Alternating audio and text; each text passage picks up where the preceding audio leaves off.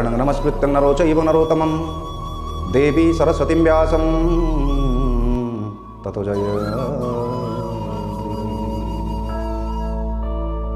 मूकं करोति वाचालं पङ्गुलं गयतिगिरिजत्कृपतमहं वन्दे परमानन्दमाधव निगमं कल्पतरुगलितं फलसुखमुखादमृतं द्रवसंयुतं पिबतं भागवतं रसमालयं मुहुररसिकभुवि भावुकः जं प्रव्रजन्तमनुपेतौपेतनित्यं विरहकातर आजुहाव पुत्रेति तन्मतया तरवो विनेदु स्तंभूतहृदयं मुनिमानतस्मि अखण्डमण्डलाकारं व्यक्तजेनं चराचरं तत्पदं दर्शितं जेनं तस्मै श्री गुरवे नमः। नैमिषारण्य सुत सौनक कथा चली। सुतदेव सौनक ऋषि को बुझाऊँ जे हे सौनक ये कली करालू ये तीन तापर मुक्ति हाँपाई जोड़ा बांछनीय मनीष जोटा निहाती प्रयोजन सेटा को सौनक मुनि को बुझाऊँ। मु आपण को पूर्व अध्याय आपण को बुझाई जे भक्तिमाता ज्ञान वैराग्य को जमुना नदी कूल जो बसी सेठी वृद्धावस्था प्राप्त होते सेठारू से जेतेबेले वृंदावन को आसिचंदी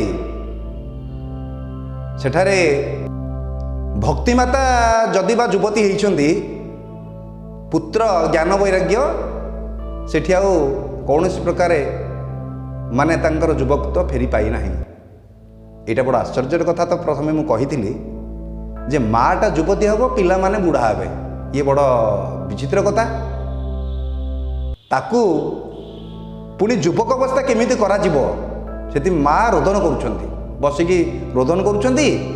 सेतले नारद आसिछंती। नारद आसी जेतले भेटी देइछंती। नारद काहेकि आसिथिले सेई कलिर प्रभावटा को देखिबा पई जे कली समय रे केमिति लोक मानकर व्यवहार चाली चलन केमिति कौन होउची से विषय जानिबा पई नारद परिभ्रमण करुथिले। आ नारद तो से तो सबुपुरे तांको पई तो छाड़ ना से जुआड़े जाई परिबे तांकर प्रत्येक स्थान रे विचरण अछि। सी ऋषि मानकर नमस्य देवता मानकर नमस्य मानव मानकर नमस्य असुर मानकर मध्य नमस्य समस्त को श्रद्धा करती। जदि बा असुर माने विष्णु विरोधी आओ शैव उपासक किंतु नारद को समस्ते भल पाते किंतु नारद होउछंदी भगवान विष्णुंकर परम भक्त। सेठी जेतेले नारद भेटिछंदी भक्तिमाता रोदन करिवार सेतेले देखिछंदी भक्तिमाता अनित सुंदरी सी होउछंदी विष्णुंकर पाटराणी कहले भी अत्युक्त हब नाही। काहेकि ना विष्णु भगवान विष्णु जोड़ी थांती भक्तिमाता सेठी विराजित थाए। भक्तिमातार आविर्भाव रे भगवान विष्णु स्वयं आसी जाते। तेणु एठी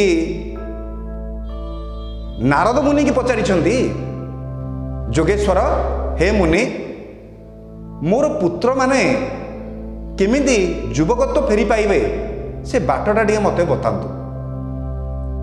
नारद मुनि देखिकी बड़ विचित्र बड़ आश्चर्य अनुभव कर ये तो बड़ आश्चर्य कथा।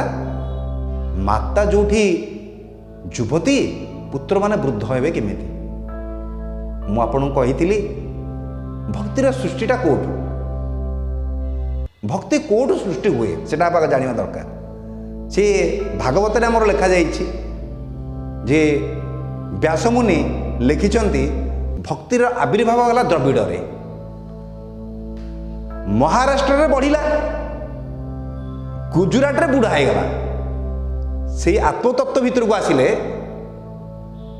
द्रविड़ दोष कोटा जोटू भक्ति जात हुए द्रविड़ द्रवीभूत हवा जेतोले मनुष्य हृदय भितर भगवान प्रति सम्मान द्रवीभूत हुए, अगाढ़ हुए, सेठी भक्ति जागृत हुए। सेटा हूँ द्रविड़ देश। हृदय ये हृदय सिंहासन रे भगवान आसी जो भक्तिर आविर्भाव हुए, भगवान आसी से हृदय रे बसंती। आउ भक्ति जिते आसे तांकर जन्म तो द्रविड़ देश हेले, महाराष्ट्र बढ़िले केमिति? महाराष्ट्र माने राष्ट्र हवा, महा माने जोर रे जोटा राष्ट्र हम जिते ये हृदय कंदर भितर भगवान नामटा जोर गुजरण हम, खाइबा पीवा शोइबा प्रत्येक समय रे तांकर जेतेबेले चिंतन आसीबो, तांको पई जेतेबेले आकुल विकुल आकुलित हेबो मन, जेतेबेले मन तांको प्रति माने प्रगाढ़ विश्वास आसीबो, तांको प्रति आकर्षण भाव आसीबो, सेतेबेले महाराष्ट्र से बढ़ी जिवे, भक्ति बढ़ी जिवे सेठी। आ भक्ति जेतेबेले बढ़ी जिवे सेतेबेले आपण जानिबे केमिति? भगवान कथा जेतेबेले हबो आखिरु धार धार लुह बोहिब। भगवान कथा शुणिले ये श्रवण ये कान तांका आड़ को आटिक रहिब। पुणी कौन हम ना भक्त मान देखिले तांका प्रति आकर्षण भाव वृद्धि हम। गोटे कथा भक्त बोली जानिबा केमिति? आमे भक्त बोली ये जने भक्त भगवानंकर आमे जानिबा केमिति जानिबा? देखंतु नवधा भक्ति से भितर आसुची, से विषय में परवर्ती पर्यायर आलोचना करी। किंतु ये मनुष्य जेतेबेले समस्त प्रति आत्मशीलन हम, समस्त की एक बोली भाव, कहीं प्रत्येक हृदय रे भगवान विराजित। अहं ब्रह्मास्मि जेतेबेले निजको निज भितर से भगवान को खोजी पाइब, सी संसार सागर समस्त की भगवान का स्वरूप बोली चिंता करिवो। सेतबेले से भूली जीव। कहीं मनुष्य सबुले चिंता तांको भितर रहिबा दरकार जे मु तो जन्म होइछि माने मृत्यु सुनिश्चित, कि आमे भूली जाइछे। आमे समस्ते चिंता करूचे कोन आमे मरिबारे, तेणु संग्रह वृत्तिटा वृद्धि पाउछि। जिते मनुष्य संग्रह कले मध्य तार आहुरी दरकार। कामना तार केबे पूर्ण नाही। कामनार विनाश रे दुखर विनाश बुद्धदेव कहिथिले। से कामनार विनाश हबो केमिति? जेतेबे आत्मशीलन हबो, जेतेबेले ये मनटा को एकाग्र चित्त भगवान को समर्पण करा जिवो, सेतेबेले कामनार विनाश आसीबो। मनुष्यर लक्ष्य कौन? मनुष्यर लक्ष्य से जोटू आसी सेठी जाई पुनर्बार सेठी जीव। जेमिति जन्म जोठारू पंचभूत जन्म, मृत्यु मध्य से समय पंचभूत लीन हो, किछि आनिने किछि नहीं। आसीची लंगड़ा है जीवी मु लंगड़ा हो, किछि काहार कौन से नबार ही नहीं। किंतु माया पटला आम आखिरे पड़ जाइछि। आमे चिंता करूचे कौन जे आमर बोधे आउ मरिबारे। मृत्युर चिंतन रहिले मनुष्य पाप करिबोनी, भयभीत हबो। कहीं अरे कौन ग्रहण करिया दरकार? भगवान देइछंती 80 कोटी ब्रह्मांडर नायक दारु ब्रह्म, सी संसार सबकिछि देइछंती। खाइबा पिंधिबा लगेबा श्वसन मान बंचार अधिकार भी देइछंती। तमे सेटा भूली जाइछे। ये पेट खंडा के केते खाइबो? जेतिक आवश्यकता अछि, गोटे लोकर जेतिक आवश्यकता अछि ताकू आमे मनकर गोटे गिनार भात नहीं कि बा विभिन्न खाद्य नहीं परसिबा, से जेति खाइबा कथा ही खाइबो। सेठी 5 लाख टंका खर्च कले सेति खाइबो, 5 टंका कले भी सेति खाइबो। खाद्यर पेटर परिपूर्ण पे जेति दरकार आवश्यकता अछि सेति ही मनुष्यर दरकार। जो खंडाकर पिंधिबार अछि सेटा भी मनुष्यर दरकार। जोटी रहिबा पे बास खंडे दरकार सेटा भी दरकार। ता सत्ते आमे आहुरी काई खोजुचे? आमे खोजुचे आम माया पटल, आम माया लागि जाइछि। मो पुओ मो संसार, ये संसार अनित्य। केतबेले को मुहूर्त रे मृत्यु आसी आमको झांकी देव से कथा आमे चिंता भी करि परिबानी। तेणु प्रति मुहूर्त रे मनुष्यर भगवान प्रति आकर्षण भाव रहिबा दरकार। मृत्युटा को मन रखा दरकार। मृत्यु जदि मन रखिले विवेक आमर जाग्रत हम। भूल काम पाप कला बेलू विवेक ताकू सेठी विवेक रूप से ताकू प्रतिहित करिवो। कहीं ना भगवान सम हृदय कंदर समस्त हृदय कंदर विराजित। मु निजको जेमि चिंता करे संसार को जदि मु सेमिति चिंता कली ना ମୋ ଭିତରୁ ପାପଟା ଆସ୍ତେ ଆସ୍ତେ କଟିଯିବ। କିନ୍ତୁ ସେଇଟା ନାହିଁ। ମନୁଷ୍ୟ ତ ସବୁ ଭୁଲି ଯାଇଛି, କଳିଯୁଗ, କଳିର ପ୍ରଭାବ। ତେଣୁ ମୋର ମୋର ବୋଲି ଯାହାକୁ କହେ ସେ କାହାର ନୁହେଁ। କେବଳ ଏଇ ଯେଉଁ ମନ ଭିତରେ ଯେଉଁ କର୍ମ, ଏଇ ଯେଉଁ ଆମେ ଯେଉଁ ଦେହ ଭିତରେ ଯେଉଁ କର୍ମ କରୁଛେ, ସେ କର୍ମକୁ ନେଇକି ହିଁ ଆମେ ଯିବାକୁ ପଡ଼ିବ। ପ୍ରତି ମୁହୂର୍ତ୍ତରେ କରୁଥିବା କର୍ମର ବିବରଣୀ ଏ ଅନ୍ତରାତ୍ମା ଭିତରେ ରହି ଭଗବାନ ଦୃଶ୍ୟମାନ ରୂପରେ ସବୁ ଦେଖୁଛନ୍ତି ଆଉ ହସୁଛନ୍ତି। କହୁଛନ୍ତି ଦେଖ ଏ କାଳିଆ ଯେଉଁ ଜଗନ୍ନାଥ ବସିଛନ୍ତି ଗୋଲ ଗୋଲ ଆଖିରେ ଦେଖୁଛନ୍ତି, ହସୁଛନ୍ତି କ'ଣ ପାଇଁ? କଳିଯୁଗରେ ସେ କହୁଛନ୍ତି ଆରେ ମୂର୍ଖ, ମୁଁ ସବୁ ଦେଖୁଛି, ମୋର ଚକା ଆଖି କେତେବେଳେ ବନ୍ଦ ନାହିଁ, ମୁଁ ସବୁ ଦେଖୁଛି। ମୁଁ ହସୁଛି କାହିଁକି ନା ତୁ ଭାବୁଛୁ ତୋ କଥା କେହି ଜାଣିପାରୁନାହାନ୍ତି, ତୁ କରୁଥିବା ପାପର କେହି ଦେଖି ନାହାନ୍ତି, ମୁଁ ସବୁ ସମୟରେ ଦେଖିଛି। ତା ପାଇଁ ବି ମୁଁ ଆପଣଙ୍କୁ ଗୋଟେ ଛୋଟିଆ ଗଳ୍ପ ପରେ କହିବି, କେମିତି ପାପ ଲୁଚେଇଲେ ବି ପାପ କେମିତି ବାହାରକୁ ପଦାକୁ ବାହାରି ଆସେ। ଆମେ ବର୍ତ୍ତମାନ ପୁନର୍ବାର ଫେରି ଆସିବା। ଯେତେବେଳେ ନାରଦ ସେଠି କ'ଣ କରିଛନ୍ତି? ଭଗବାନଙ୍କୁ ପ୍ରାର୍ଥନା କରିଛନ୍ତି, ଭକ୍ତିମାତା ତମକୁ ମୁଁ ନିଶ୍ଚିତ ରୂପେ ଆଶ୍ୱାସନା ଦେଉଛି ଯେ ଜ୍ଞାନ ବୈରାଗ୍ୟ ନିଶ୍ଚିତ ଭାବେ ବୃଦ୍ଧତ୍ୱରୁ ପୁନର୍ବାର ଯୁବକ ଅବସ୍ଥାକୁ ଫେରି ଆସିବେ। ଏ ଦାୟିତ୍ୱ ମୋର। କାହିଁକି? ମୁଁ ହେଉଛି ଭଗବାନଙ୍କର ପରମ ଭକ୍ତ। ତେଣୁ ଆପଣ ହେଉଛନ୍ତି ଭଗବାନଙ୍କର ଅତି ଭଲ ପାଉଥିବା, ଅତି ନିଗୁଢ଼ ଭାବେ ଭଲ ପାଉଥିବା ପ୍ରେୟସୀ ଭକ୍ତିମାତା ସୁନ୍ଦରୀ।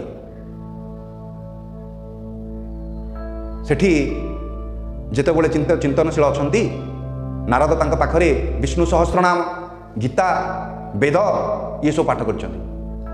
ପାଠ କରିବା ସମୟରେ କ'ଣ ହେଉଛି?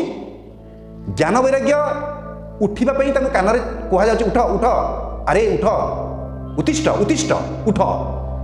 କିନ୍ତୁ ସେ କ'ଣ କରୁଛନ୍ତି? ଯେତେବେଳେ ଗୀତା ତାଙ୍କ କାନରେ କର୍ଣ୍ଣ ଗହ୍ୱରରେ ବାଜୁଛି, ଯେତେବେଳେ ବେଦର ମନ୍ତ୍ର ତାଙ୍କ କାନ ଗହ୍ୱରରେ ପ୍ରବେଶ କରୁଛି, ସେତେବେଳେ ବହୁତ ଅଳସୁଆ ଭାବେ, ମଣିଷ ଅଳସ ହେଲେ ନିଦ୍ରିତ ଅବସ୍ଥାରେ ଯେମିତି ଉଠିଲେ ମଣିଷ ଉଠିଯାଏ ପୁଣି ଆଉଥରେ ଶୋଇଯାଏ, ଠିକ୍ ସେଇଭଳି ଜ୍ଞାନ ବୈରାଗ୍ୟ କ'ଣ କରୁଛନ୍ତି? ସିଏ ଉଠୁଛନ୍ତି ପୁନର୍ବାର ଶୋଇଯାଉଛନ୍ତି। ନାରଦଙ୍କୁ ଚିନ୍ତା ବଢ଼ିଯାଇଛି, ଆରେ ମୁଁ ଦେଇଥିବା କଥାକୁ ମୁଁ ରଖିପାରିବିନି। ଇଏ ତ କ'ଣ ମୁଁ ବେଦ ଉପନିଷଦ, ଗୀତା, ବିଷ୍ଣୁ ସହସ୍ରନାମ ଇଏ ପାଠ କଲେ ଇଏ ତ ଉଠିବା କଥା, ଉଠି ପାରୁନାହାନ୍ତି କାହିଁକି? ତାଙ୍କୁ ଯେତେବେଳେ ସେ ପ୍ରାର୍ଥନା କରିଛନ୍ତି, ତାଙ୍କୁ ଆକାଶର ବାଣୀ ହେଇଛି ଯେ ହେ ନାରଦ, ତୁମେ ତୀର୍ଥାଟନ କର, ତୀର୍ଥାଟନ କରି ଉତ୍ତମ ଋଷିମାନଙ୍କ ଠାରୁ ଏ ବିଷୟ ନେଇ ଆଲୋଚନା ବିଲୋଚନା କର। ନାରଦ ଠିକ୍ ଅନୁମାନ କରିଛନ୍ତି, ସିଏ ତୀର୍ଥାଟନ କରିଛନ୍ତି। ତୀର୍ଥାଟନ କଲା ଭିତରେ ସେ ଯେତେବେଳେ ଏଇ କଥା ବହୁତ ବ୍ରହ୍ମବିତ୍ ଋଷି ମହର୍ଷିମାନଙ୍କୁ ପଚାରିଛନ୍ତି, କେହି ତାର ଉତ୍ତର ବି ଦେଇପାରୁନାହାନ୍ତି। କିଏ ଶୁଣୁଛି, ହସୁଛି ଯେ ଆରେ ମାଆଟା କେମିତି ଯୁବତୀ, ପିଲାମାନେ କେମିତି ବୃଦ୍ଧ। କିଏ ଶୁଣି ନ ଶୁଣିଲା ବୋଲି ପଳେଇ ଯାଉଛି, କିଏ ପୁଣି କହୁଛି କରି ଆରେ ଆଠୁ ତ ଆଉ ବଳକା ଜିନିଷ କିଛି ନାହିଁ କହିବା ପାଇଁ, କରିବା ପାଇଁ। କହିଛନ୍ତି ଜଣେ ଋଷି କହିଛନ୍ତି ଯେ ଦେଖ, ଯାଅ ହରିଦ୍ୱାରରେ ଆନନ୍ଦ ତଟରେ, ସେଠି ଭଗବତ କଥା ପ୍ରତ୍ୟହ ଚାଲିଛି। ଯଦି ସେଠି ଭାଗବତ କଥା ଶୁଣିବା ପାଇଁ ଇଏ ଭକ୍ତିମାତା ଆଉ ଜ୍ଞାନ ବୈରାଗ୍ୟକୁ ନିଆଯାଏ, ଆଉ ସେଠି ଭାଗବତ ସପ୍ତାହର ବିଧି ଅନୁଯାୟୀ ସେ ଯଦି ଶ୍ରବଣ କରନ୍ତି, ତାହେଲେ ନିଶ୍ଚିତ ଭାବେ ଜ୍ଞାନ ବୈରାଗ୍ୟ ତାଙ୍କର ଯୁବକତ୍ୱ ପ୍ରାପ୍ତ ହେବେ। ହରିଦ୍ୱାର, ହରିଦ୍ୱାର ମାନେ ଏଟା ହରିଙ୍କର ଦ୍ୱାର, ଯେଉଁଠି ଚିରନ୍ତନ ଭକ୍ତିର ଆବିର୍ଭାବ, ଯେଉଁଠି ଦେବତା ଲୋକମାନଙ୍କର ମାନେ ବାସସ୍ଥଳୀ ହରିଦ୍ୱାର। ହରିଙ୍କର ଦ୍ୱାର ଭିତରେ ତାଙ୍କର ସେଇ ନାମ ହେଉଛି ହରିଦ୍ୱାର। ଗଙ୍ଗା କୂଳ, ଆନନ୍ଦ ତଟ, ସେଠି କାହାର ବିରୁଦ୍ଧା କିଏ କାହାର ବିରୁଦ୍ଧାଚରଣ କରନ୍ତି ନାହିଁ। ସିଂହ ଶୃଗାଳ ସିଂହକୁ ମୃଗ ଗୋଟାଠି ଥାନ୍ତି, କିନ୍ତୁ କେହି କାହାର ଶତ୍ରୁତା ଆଚରଣ କରନ୍ତି ନାହିଁ। ସେଠି ସୁନ୍ଦର ସୁନ୍ଦର ପଦ୍ମରାଜିରେ ସେଠି ପରିପୂର୍ଣ୍ଣ ସୁଗନ୍ଧ ମଳୟ ସୁଗନ୍ଧ ଯେମିତି ବସନ୍ତର ଋତୁରେ ମଳୟ ପବନ ପ୍ରବାହିତ ହୁଏ, ସେଠି ଆନନ୍ଦ ତଟରେ ସେଇଭଳି ବାସ୍ନା ମହକୁଛି। ସେଠି ଦେବତାମାନେ ଋଷିମାନେ ସେଠି ବସି ଭାଗବତ ଶ୍ରବଣ କରୁଛନ୍ତି। ସେଠି ନାରଦ ମୁନି ଗଲେ। ନାରଦ ମୁନି ଯେତେବେଳେ ଯାଇ ହରିଦ୍ୱାର ଆନନ୍ଦ ତଟରେ ଭାଗବତ ପାଇଁ ଆୟୋଜନ କରାଗଲା, କଲା ପରେ ସେଠି ଭକ୍ତିମାତା ଜ୍ଞାନ ବୈରାଗ୍ୟ କେମିତି ଏଠି ଜ୍ଞାନ ବୈରାଗ୍ୟ ଯୁବକ ତ ପ୍ରାପ୍ତ ହେଇଛନ୍ତି, କ'ଣ କ'ଣ ଅଛି ସେଠି ଯେ ଇଏ ଯୁବକ ତ ପ୍ରାପ୍ତ ହେଲେ, ସେଟା ପୁନର୍ବାର ଆମେ ପର ଅଧ୍ୟାୟରେ ସେଟାକୁ ଶୁଣିବା। ମନୁଷ୍ୟର ପରମ ଲକ୍ଷ୍ୟ କ'ଣ? ମନୁଷ୍ୟର